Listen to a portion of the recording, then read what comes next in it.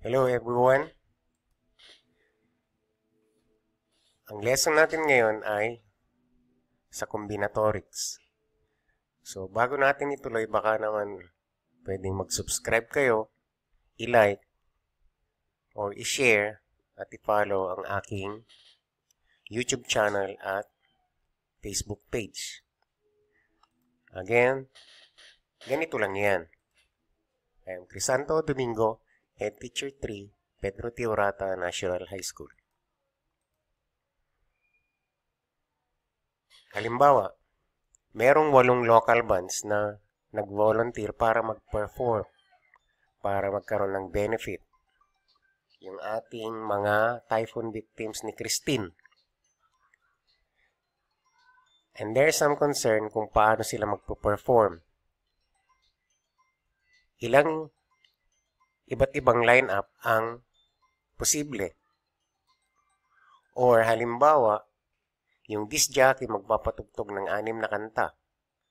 So in how many ways can he play the song on air?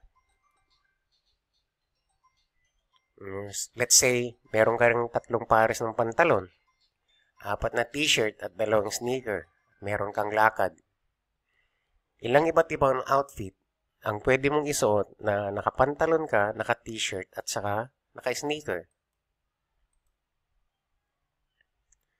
Or maybe meron kayong sariling karinderya at gusto mong gumawa ng iba't ibang affordable meals. Meron kayong plain rice, fried rice, pork adobo, kare-kare, papaitan, fried chicken, pinakbet, at saka chop suey, tapos iced tea. Ilang iba't ibang combo meals ang pwede mong gamitin na may kanin, may meat, may gulay, lahat yun may free iced tea.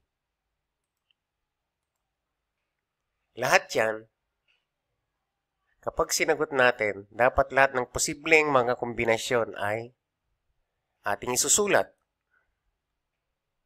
Pero pwede natin gawin itong mga iba't ibang shortcut na ito. The fundamental counting principle, permutation, and computation.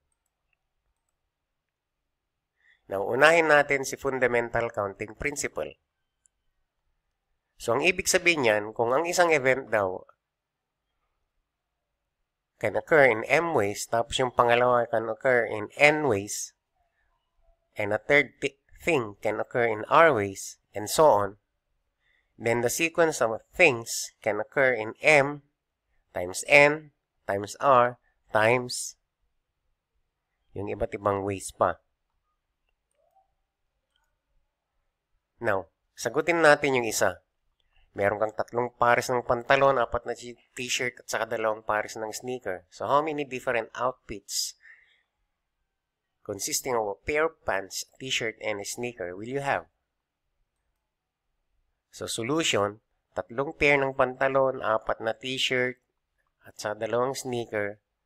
So, 24 different outfits. So, 3 times 4 times 2. So, ganun lang yung fundamental counting principle para hindi na natin kailangang ilista isa-isa yung magkakasama.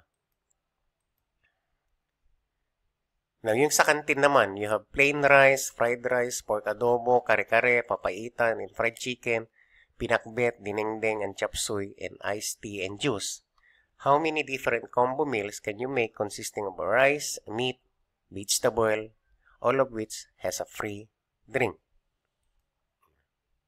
So, 2 yung klase ng rice, so 2, tapos 4 na ulam yung karne, adobo, kare-kare, papaitan, at fried chicken, so that is 4. Tapos pinakbet, dinengdeng, at saka chop suey. Yan. Tapos 2 juice, iced tea, at saka yung juice. So, imumultiply lang natin, 2 times 4 times 3 times 2 equals 48 different combo meals. Another example, how many 4-digit numbers can be formed from the digit 3, 4, 5, 6, 7, and 8 kung wala tayong uulitin sa mga digits na ito? So, solution. Ayan. Maglagay muna tayo ng 4 na empty boxes. Kasi ang hinahanap natin ay 4-digit numbers.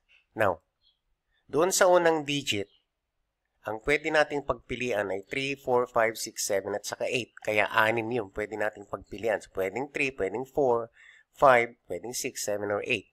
Sa pangalawang digit ay 5 na lang. Since halimbawa, kung kinuha na natin yung isa, let's say kinuha natin yung 8. So, ang natira na lang is 3, 4, 5, 6 at saka 7. Kaya yun naman ang pagpipilian natin sa second digit. Now, sa third digit, so 4 na lang ang natira. Sa pangatlong digit, 3 na lang. So, ang gagawin natin, imumultiply natin ito. So, 6 times 5 times 4 times 3 equals 360 4-digit numbers. Need a helping hand? Easy Math is here.